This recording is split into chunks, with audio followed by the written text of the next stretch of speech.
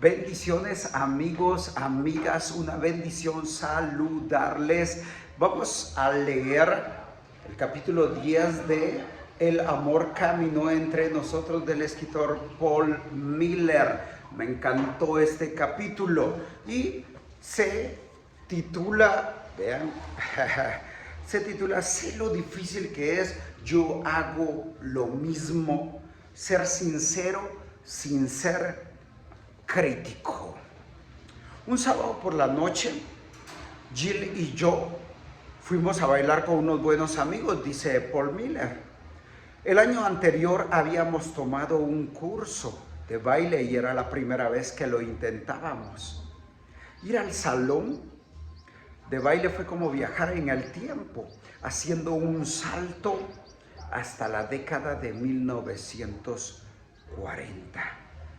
Creo que éramos los únicos no jubilados. Jill la estaba pasando genial, solamente mirando a las personas, podía hacerlo durante horas. Yo pensaba, hemos tomado clases de baile, hemos viajado 45 minutos para llegar aquí, así que sería una pérdida de tiempo si no bailamos. Realmente no quería presionar a Jill, pero seguí mencionando el tema hasta que Jill cedió. Así que bailamos. No obstante, teníamos un problema. Jill puede seguir el ritmo, pero no conocía los pasos. Yo sabía los pasos, pero no podía seguir el ritmo. Felizmente, en el baile hay una regla que se ocupa de los posibles problemas. Se supone que el hombre debe guiar. Más o menos en un minuto perdí el ritmo y Jill nos corrigió los pasos, asumiendo el liderazgo. Me enojé con ella por guiar el baile y me dijo, ahora sé por qué no me gusta bailar, es porque te enojas. Entonces nos sentamos unos minutos, luego decidimos intentarlo de nuevo, separándonos y bailando con nuestros amigos. Lo hicimos durante un rato. Recuperamos el ritmo y aprendimos los pasos, lo intentamos nuevamente y funcionó. Esa noche la pasamos bien, pero estábamos tensos. Necesitábamos reconciliarnos. En el Sermón del Monte, Jesús dice que si estás en el templo ofreciendo tu sacrificio, en Mateo capítulo 5, versículos 23 y 24, dice, si presentas una ofrenda en el altar del templo y de pronto recuerdas que alguien tiene algo contra ti, deja la ofrenda allí, en el altar, anda y reconcíliate con esa persona, luego ven y presenta ofrenda a Dios.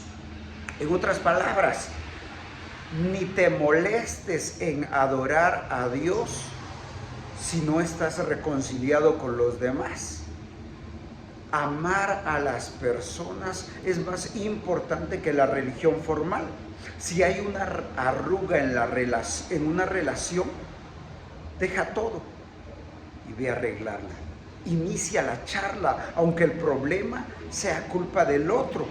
El amor siempre se acerca a las personas para restaurar las relaciones. Cuando terminó la noche de baile, Jill y yo estábamos muy molestos. Los dos pensábamos que el otro tenía que escuchar y cambiar. Yo sentía que Jill tenía el 90% de la culpa y ella pensaba lo mismo de mí. ¿Cómo podíamos reconciliarnos y a la vez ser mutuamente sinceros? En el Sermón del Monte, Jesús imagina una escena en la que queremos decirle lo que pensamos a alguien. Sus palabras nos desafían. Y esto lo encontramos en Mateo capítulo 7, versículo del 3 al 5, que dice, ¿y por qué te preocupas por la astilla en el ojo de tu amigo cuando tú tienes un tronco en el tuyo? ¿Cómo puedes pensar en decirle a tu amigo, Déjame ayudarte a sacar la astilla de tu ojo cuando tú no puedes ver más allá de la viga, más allá de la viga que está en tu propio ojo. Hipócrita. Primero quita la viga de tu ojo, después verás lo suficientemente bien para ocuparte de la astilla en el ojo de tu amigo. Este ejemplo implica un giro particular en el corazón humano.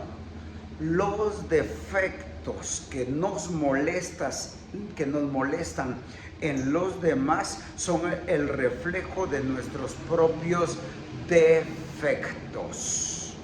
Juzgamos a los demás por sus defectos, la astilla en el ojo ajeno, mientras pasamos por alto nuestras vigas que son mucho más grandes. Trata de aplicarle la percepción de Jesús. ¿Qué te fastidia de otras personas? ¿Haces tú a veces lo mismo? Por ejemplo, ¿te molesta cuando ves que alguien es insensible con las mujeres? ¿Fuiste alguna vez indiferente con alguna mujer? Si obedeces la enseñanza de Jesús, tu actitud no será, ¿cómo puedes ser tan estúpido? Sino, sé lo difícil que es, yo hago lo mismo.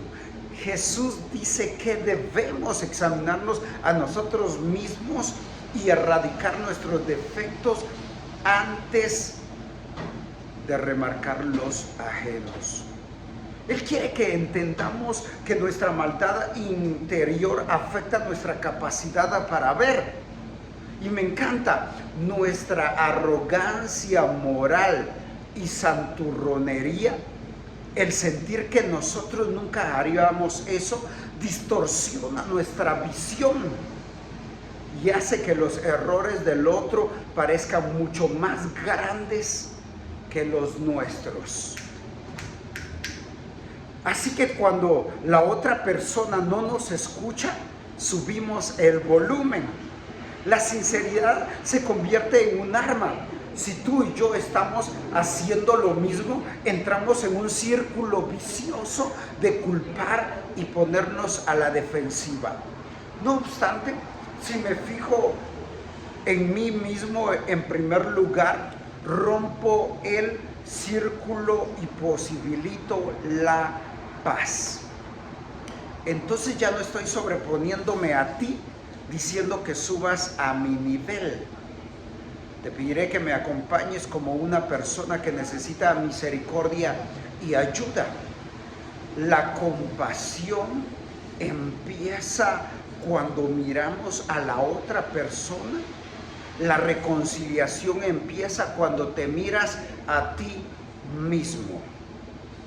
La regla de oro nos dice que pensemos primero en nosotros mismos y en cómo nos gustaría que nos amaran, y que luego usemos esa información para amar a otra persona.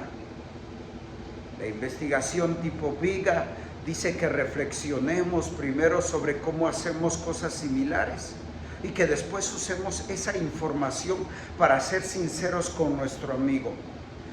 Cuando admitimos nuestros problemas primero, desaparece la actitud de arrogancia moral y la santurronidad, dejando solamente una sinceridad compasiva.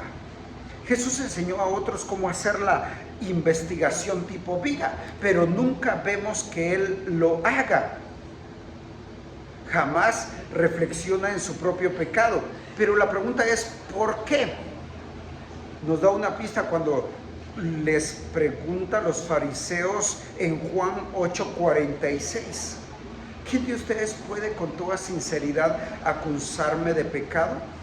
Y si les digo la verdad, ¿por qué entonces no me creen? Esta declaración de estar libre de pecado tiene sentido si Jesús es Dios en persona. Nosotros esperaríamos que Dios esté libre de pecado y por lo tanto no tiene que hacer la investigación tipo Viga. En la siguiente escena Jesús vuelve a subrayar que necesitamos hacer la investigación tipo Viga. Y eso lo vemos en Juan capítulo 8, versículo del 2 al 11, que dice: muy temprano a la mañana siguiente, Jesús estaba de vuelta en el templo. Pronto se juntó una multitud y él se sentó a enseñarles. Mientras hablaba, los maestros de la ley religiosa y los fariseos le llevaron a una mujer que había sido sorprendida en el acto del adulterio. La pusieron en medio de la multitud. Maestro, le dijeron a Jesús, esta mujer fue sorprendida en el acto de adulterio. La ley de Moisés manda apedrearla. ¿Tú qué dices? Intentaban tenderle una trampa para que dijera algo que pudieran usar en su contra, pero Jesús se inclinó y escribió con el dedo en el polvo. Como ellos seguían exigiéndole una respuesta, él se incorporó nuevamente y les dijo: muy bien, pero el que nunca haya pecado, que tire la primera piedra.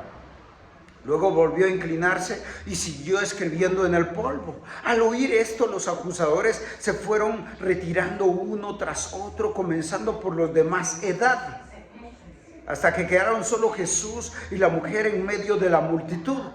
Entonces Jesús se incorporó de nuevo y le dijo a la mujer: ¿dónde están los que te acusaban? Ni uno de ellos te condenó. Ni uno, Señor, dijo ella. Yo tampoco, le dijo Jesús. Vete y no peques más. Esto está en Juan capítulo 8, versículo del 2 al 11. Los fariseos le habían tendido una trampa. Si Jesús no condenaba a la mujer, lo habían atrapado en una violación a la ley de Moisés y no era un buen judío.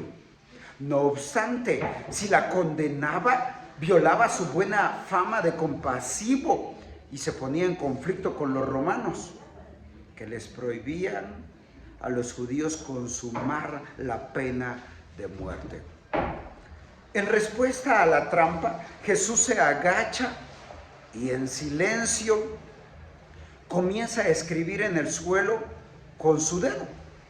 Cuando ellos insisten, levanta la mirada y les da permiso a los hombres para que apedreen a la mujer. Pero si primero declaran que no tienen pecado, luego sigue escribiendo en el suelo. Jesús les da tiempo para que lo que dijo penetre en sus corazones. Quiere que juzguen primero su propio corazón para bajarle los humos a su arrogancia moral.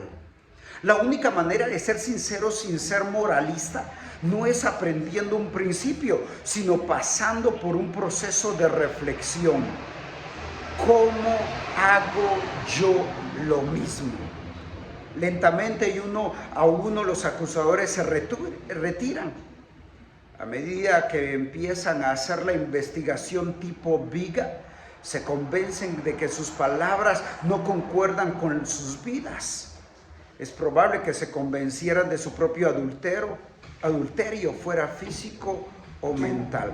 Y en Mateo capítulo 5, versículo 28 Jesús dice: yo digo que el que mira con pasión sexual a una mujer ya ha cometido adulterio con ella en el corazón. Posiblemente fueran persuadidos de su doble moral en cuanto se trataba de mujeres y hombres. Esto es cosa de dos, pero no está allí el hombre. Además, para ser sorprendido en adulterio, la ley mosaica decía que al menos 2 testigos tenían que atrapar a la persona en el acto sexual. La ley le prohibía al esposo hacer caer en una trampa a su mujer, esperándola escondido. Pero probablemente fue lo que sucedió aquí, porque los fariseos tenían que encontrar una mujer que hubiera cometido adulterio para atrapar a Jesús. Cualquiera que fuera el caso, la pregunta de Jesús puso al descubierto que habían fracasado en vivir a la altura de sus propias normas. Cuanto más lo pensaban, más pesadas comenzaron a verse las piedras que había alrededor de la mujer. Jesús simplifica una situación compleja al incitarlos al arrepentimiento autorreflexivo. No simplificó la situación como hace nuestra cultura diciendo que el adulterio está bien porque te hace sentir bien. Él ratifica la regla de Dios cuando dice no cometerás adulterio, pero le dice a la mujer no peques más, que no lo vuelva a hacer. La ley en sí misma no es corrupta. La corrupción está en el corazón de los acusadores, en su arrogancia moral y santurronería. Está claro que la investigación tipo Viga, de la que venimos hablando, es dolorosa. Mientras meditaba en la tensión que había entre Jill y yo, dice Paul Miller, me daba miedo hablar con ella. Tendría que dejarla sonsacar sobre algo sobre mí que no tenía ganas de escuchar y que ella no quería compartir porque a veces yo había rechazado su sinceridad. A la mañana siguiente le pregunté a Jill de qué forma la había herido la noche anterior. Ella me respondió, ¿por qué teníamos que bailar? ¿Acaso no podíamos quedarnos sentados y mirar a la gente? Señaló a la manera en que yo había sido agresivo y enojado. Esa noche volví a preguntarle cómo la había afectado la noche anterior. Ella habló de la otra pareja. ¿Viste cómo se aman nuestros amigos? ¿Viste cómo inclinaba él su cabeza hacia ella porque él disfrutaba de ella? ¿Cómo se concentraba en ella? ¿Cómo la miraba? ¿Tú me amas así? Tú no me amas así. Me dejó pasmado.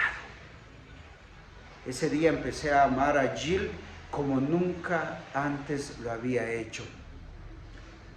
Cuando ella se arriesgó a abrirme su corazón, empecé a entender cómo era amar a alguien. Cómo amar de la manera en que ama Jesús, siendo atento, firme, tierno, afectivo, constante, persistente y desinteresado. Más tarde le dije a Jill que para mí hubiera sido más fácil que me hubiera dicho que no estaba siguiendo el ritmo cuando bailábamos, en lugar de ponerse a guiar ella. Cuando le dije esto, se enojó. Le pregunté por qué estaba bien que ella se sincerara y yo no. Así que ella empezó a escucharme tranquilamente. La indicación de Jesús para ser sincero amablemente, o sea, primero quita la viga de tu ojo, después verás lo suficientemente bien para ocuparte de la astilla en el ojo de tu amigo. Guiaba mi amor por Jill. Recién después de haberle hecho preguntas a Jill durante todo el día, vi lo suficientemente bien. Cuando terminé de hacer la investigación tipo Viga, mi propia herida se había reducido porque pude ver cómo la había ofendido. Entonces, en vez de una lección farisaica, mi sinceridad se convirtió en una pregunta tranquila y sencilla. Sin embargo, ¿qué hacemos cuando por más que tratamos de cambiar, la otra persona no acepta nuestra sinceridad? ¿Cómo podemos ser sinceros con alguien cuando todo lo que decimos es interpretado a través de un filtro negativo? Cuando la amabilidad es interpretada como manipulación y usada contra nosotros. Jesús habla de esto en una parábola apropiada y concisa después de enseñar acerca de la astilla y la viga. Esto lo dice en Mateo capítulo 7, versículo 6, que dice: no desperdicies lo que es santo en gente que no es santa. No arrojes tus perlas a los cerdos. Pisotearán las perlas y luego se darán vuelta y te atacarán. Esto lo dice Mateo 7, 6. Aquí ofrezco una interpretación sobria de la parábola. Algunas personas, o sea, los cerdos, no pueden manejar la sinceridad, las perlas que les ofreces, pero por más amable, humilde o cauteloso que seas. Aunque te quiten la viga, es posible que no te escuchen. De hecho, hasta pueden malinterpretar tu compasión y te atacarán. Jesús denomina a tales personas enemigos, alguien que está contra ti. Cualquier cosa que hagas o digas, los enemigos te menosprecian, le buscan la quinta pata al gato en lo que haces y te juzgan. De manera que, si tus palabras no están logrando nada, quédate callado.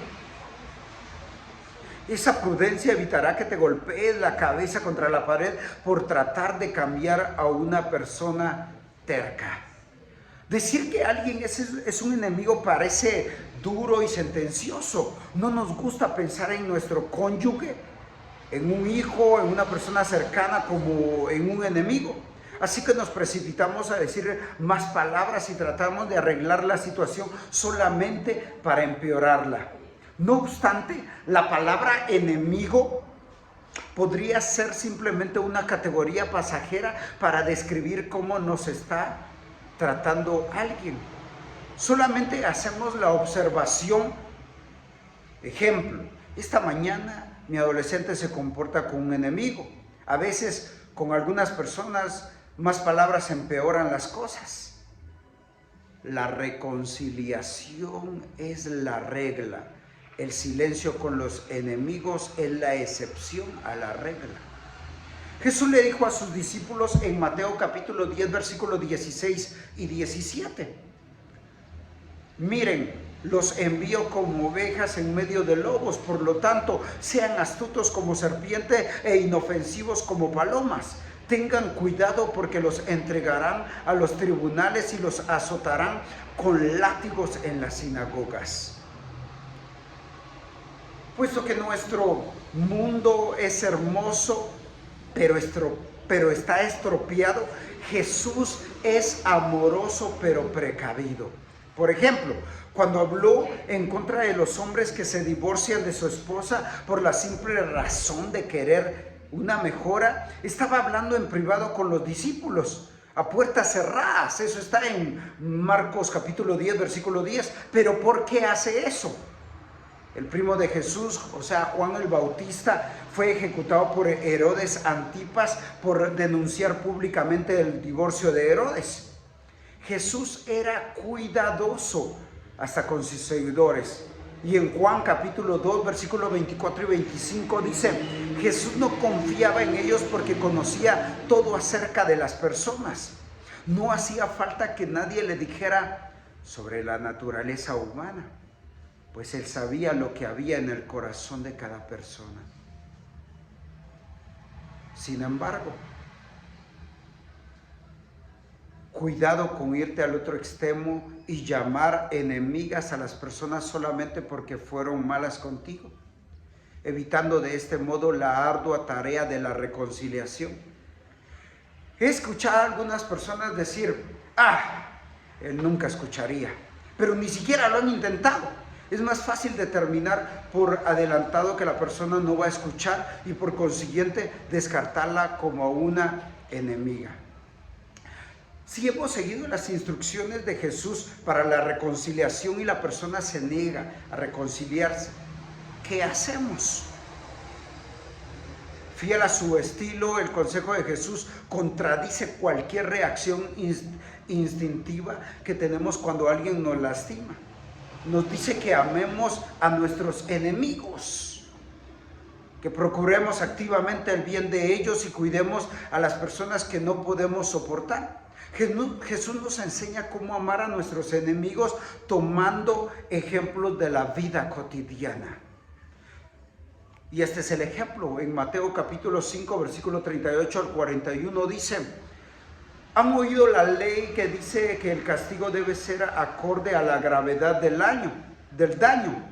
Ojo por ojo y diente por diente. Pero yo digo, no resistas a la persona mala. Si alguien te da una bofetada en la mejilla derecha, ofrécele también la otra mejilla. Si te demandan ante el tribunal y te quitan la camisa, dales también tu abrigo. Si un soldado te exige que lleves su equipo por 1 kilómetro, llévalo 2. Moisés fue el primero en decir ojo por ojo y diente por diente, que no era una receta para la venganza, sino un freno para nuestras reacciones naturales. Instintivamente sacamos 2 ojos por uno, 2 dientes a cambio de uno. No queremos una justicia imparcial, queremos castigar, sacarles a ellos más de lo que nos sacaron a nosotros. Aquí Jesús sube la vara del amor hasta una altura extraordinaria y ordena que no solo amemos a los enemigos, sino que también busquemos de manera activa su bienestar.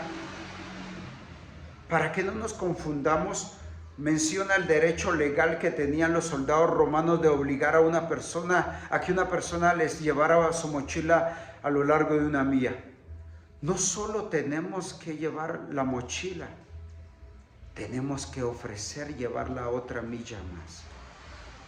En lugar de exigir el doble de la venganza, debemos duplicar el amor que brindamos. No dejamos de amar a las personas difíciles, simplemente las amamos de una manera diferente, sin palabras. Pasamos a los hechos, dejamos tranquila a la persona y esperamos que Dios haga la obra. Él puede arreglar lo que nosotros no podemos. Para explicar esta característica del amor, Jesús señala a Dios quien da sin hacer discriminaciones. Y Él dice en Mateo capítulo 5, versículo 43 al 45, ¿han oído la ley que dice, ama a tu prójimo y odia a tu enemigo? Pero yo digo, ama a tus enemigos, ora por los que te persiguen. De esa manera estarás actuando como verdadero hijo de tu Padre que está en el cielo, pues Él da luz de su sol tanto a los malos como a los buenos y envía la lluvia sobre los justos y los injustos por igual.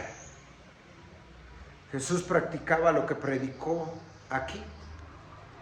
Él amó incluso a las personas que lo mataron. Cuando los soldados estaban clavándolo en la cruz, Jesús procura enérgicamente el bienestar de los soldados romanos al borrar su deuda por medio del perdón. Y Jesucristo dice, clavado en esa cruz, en Lucas capítulo 23, versículo 34, Padre, perdónalos porque no saben lo que hacen. El griego aquí indica que Jesús siguió diciendo, Padre, perdónalos. Y la pregunta ¿es masoquista Jesús? Esa clase de amor parece una locura. ¿Nos expondremos a que nos lastimen más? No, piénsalo.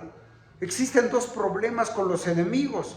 Lo que nos hicieron duele y a medida que nos obsesionamos con lo que nos hicieron, la amargura se aferra como una pinza en nuestra mente. Le ponemos tanta atención a la herida que no nos damos cuenta de que la amargura lentamente empieza a devorarnos por dentro, como un cáncer del alma. La amargura lentamente nos transforma de manera que llegamos a ser como nuestros enemigos. El mandamiento de Jesús de amar a nuestros enemigos quita la energía de la amargura. En vez de tramar nuestra venganza, planeamos cómo hacerles bien. Pensamos en sus necesidades y en cómo ayudar. El soldado romano está cansado, entonces ofrecemos llevarle la mochila una segunda milla. Lo amamos donde es débil. Un amor de esta índole sorprende a nuestro propio corazón y comienza la sanidad. La amargura muere por falta de combustible. El amor también rompe el ciclo de la maldad, impidiendo que lleguemos a convertirnos en el enemigo. En lugar de ello, nos volvemos como Jesús, libres. Ya no estamos controlados por la maldad del otro, más aún el amor desconcierta al enemigo y lo hace bajar la guardia. No obstante, lo mejor de todo es que abre paso para la justicia y la misericordia de Dios. Amar a un enemigo significa confiar en que Dios es mucho más eficaz que yo. Para amar es necesario tener fe. Durante la Segunda Guerra Mundial, Gandhi dejó de enfrentarse a los británicos, su enemigo, y respaldó sus acciones bélicas, buscando activamente su bien. ¿Cuál fue el resultado? Unos pocos años después se derrumbó la oposición británica a la independencia de la India. El amor fue demasiado poderoso. La enseñanza de Jesús, amen a sus enemigos, refleja la antigua profecía judía de que el Mesías sería el príncipe de paz. En Isaías capítulo 9, versículos 6 y 7 dice eso. Cuando amamos a nuestros enemigos, nos sacamos la viga del ojo y nos convertimos en pacificadores. Dios le bendiga.